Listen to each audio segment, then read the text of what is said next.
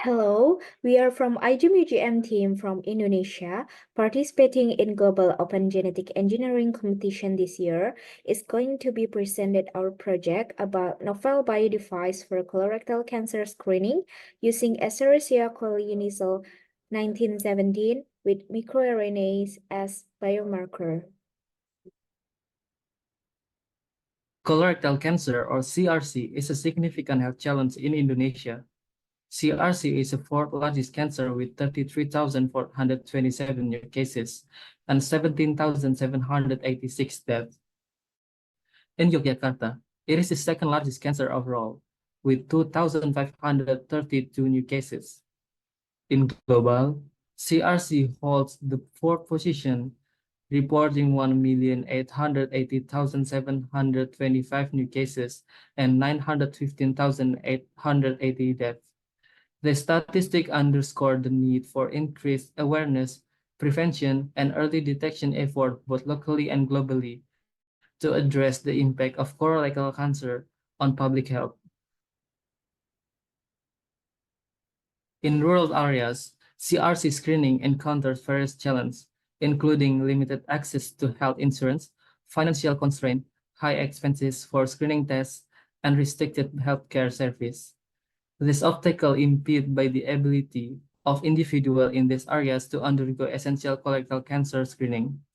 Addressing these issues is crucial to ensure equitable access to preventive measures and timely healthcare service in rural communities.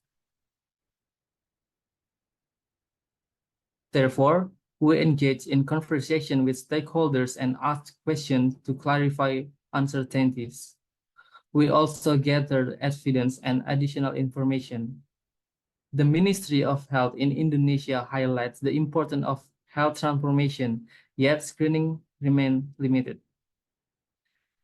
The Sleman District Health Office suggests focusing on community involvement through the promoting initiative. This discussion aims to improve understanding and collaboration, ultimately enhance healthcare service in the community.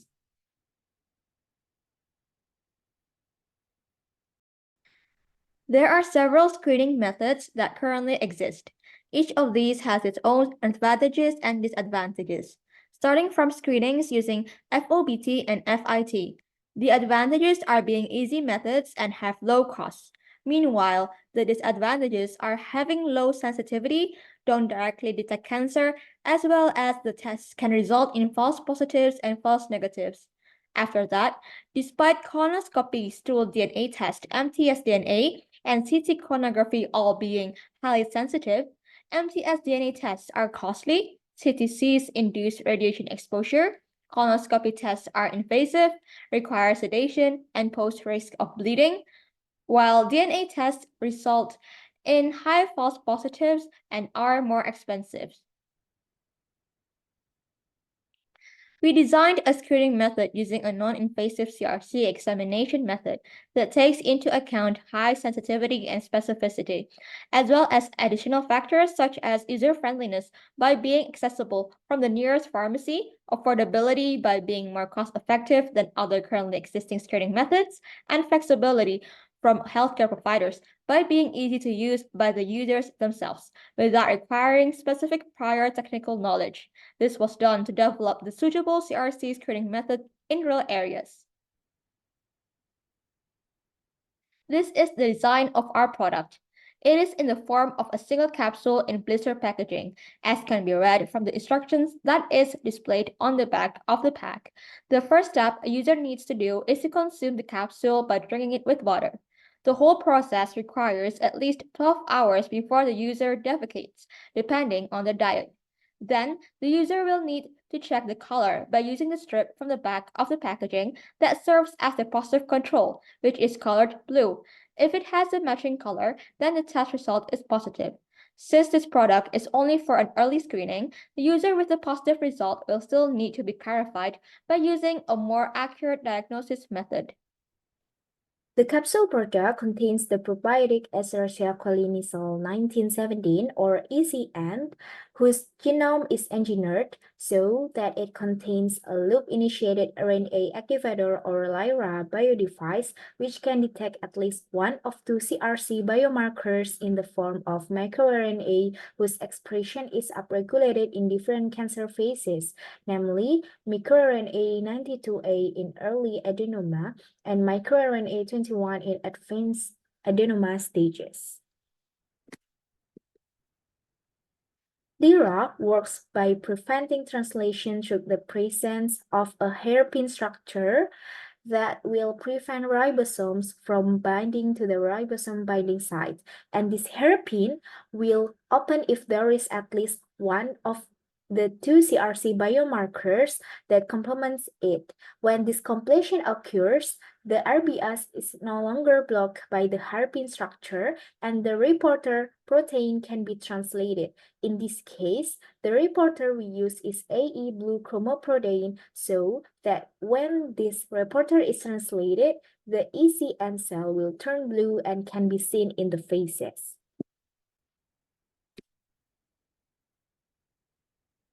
In order to realize our product, we actually started it when we took part in the 2023 iGEM competition, where the stages we carried out in the competition included test aeBlue expression in ECN, designing LIRA or GATE, optimizing LIRA design by dry lab approach metrics, LIRA optimized design pipeline-based regression, and kinetic modeling for LIRA expression system simulation. Meanwhile, at this GOGEC event, we are improving our product by continuing the stages we have carried out previously, which improvements at this event are metrics development for predicting LIRA on-off performance, kinetic modeling of LIRA expression system, plasmid design, and kill switch design for biocontainment. We choose which LIRA design we want to use. We want to measure which LIRA that more likely to work better by looking into its new pack secondary structure and simulation. We look into RBS to start current structure and calculate its probability by its complement condition. Then we got on level and off level. The metrics then develop into other 9 metrics that are already documented in the previous iGEM project. In this project itself, we add epsilon metrics to handle null value in off level that affected infinity in on-off ratio matrix. After all, the 10 matrix needs to be validated. So we apply 10 metrics to engine and MER dataset and compare them with the wet lab result of engine and MER dataset. From the validation process, all metrics have an error under 0.5 based on RMSE. We also got that the lowest error in ratio is and minus metrics are in metric on-off ratio with epsilon on complex A plus B or trigger plus RTS. Meanwhile, from overall metrics, the lowest error is metric of level A plus B. The on-off ratio with epsilon average then applied to 11 sequence of LIRA that were constructed before using new pack to determine which sequence will be used. From the epsilon metric, the best sequence is 0th, 5th, and the 2nd. And let's move into kinetic modeling part. We aim to simulate LIRA to understand how it responds to increased aeBlue concentration and extended aeBlue visibility by varying miRNA within a certain range. Since we lack miRNA concentration data in CRC patients at different stages, we simulate LIRA with initial miRNA concentration spanning from the lowest normal value to the approximate short-term non-lethal limit on the human extracellular fluid. The literature suggests that the transit time for food from the beginning of the colon to feces is approximately 12 until 24 hours. Some studies show the longest transit time is in sigmoid rectum. Additionally, most CRC cases occur in the sigmoid rectum. Our Biodevice show promise in detecting CRC at the lowest input miRNA concentration. The visible aeBlue color lasts about 12 hours, which is falling within 12 until 24-hour range and It is the sigmoid rectum transit time, the region with the highest cancer distribution. Predictably, our Biodevice might detect CRC in feces, especially with elevated miRNA levels. Additionally, factoring in EC and cell population dynamics in future simulation may further extend visibility and allow adjustment based on EC and probiotic dosage. We designed a plasmid as a factor of the LIRA system. We use an endogenous plasmid of ECN called PMUD1 with the selection to be done without using antibiotics, which reduce the possibility of unwanted antimicrobial resistance when implemented. The positive colonies were selected by their appearance, colored blue, and then confirmed using PCR using a specifically designed primer. However, for the plasmid of kill switch system, we are still on progress to make the design and trying to be presented in the conference.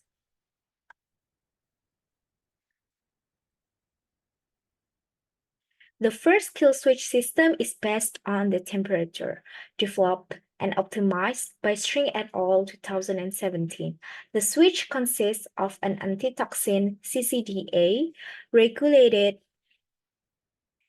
by a temperature-sensitive promoter that is only activated when the environmental temperature drops below 37 degrees Celsius. Therefore, when ECN, along with the feces, is defecated outside the human body, the low ambient temperature induces toxin production, thus leading to the cell death. The second kill switch system is short-chain fatty acids, or we call it SCFA. This system consists of a toxin par E regulated by a weak constitutive promoter and an antitoxin par D regulated by a short-chain fatty acid sensitive promoter. The promoter is only activated when the SCFA is present in the environment.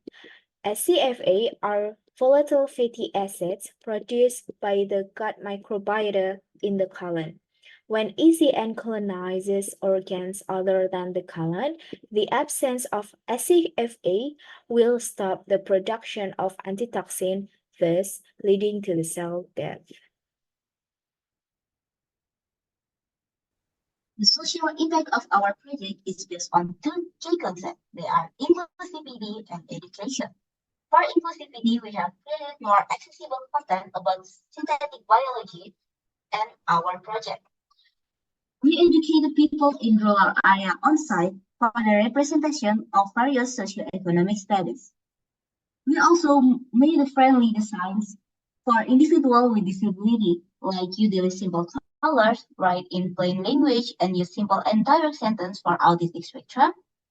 Utilize balanced colors, contrast, and readable font size for low vision. Utilize image and diagrams to support text, and construct concise and clear content for dyslexia. We also create educational posters in 9 different languages. As for education, we are enlightening the entire community about synthetic biology, also about our project. We teach synthetic biology to kindergarten, elementary, school, and high school students. We also educate the general public in the village, make a radio broadcast at local radio program, and also expand science training in synthetic biology. And there are our expected outcomes for our future plan. The first one, we want to register our product with the national authorization, so the people could buy our product in pharmacies or distributed by the government. We also want to scaling up our product to the industrial scale. And the last one is aeBlue is proven to be cost effective with a cost of 14,500 rupiah per product or $1 per product. That's all about our presentation. Thank you for watching us, and please feel free to ask more in details if you have any hesitation.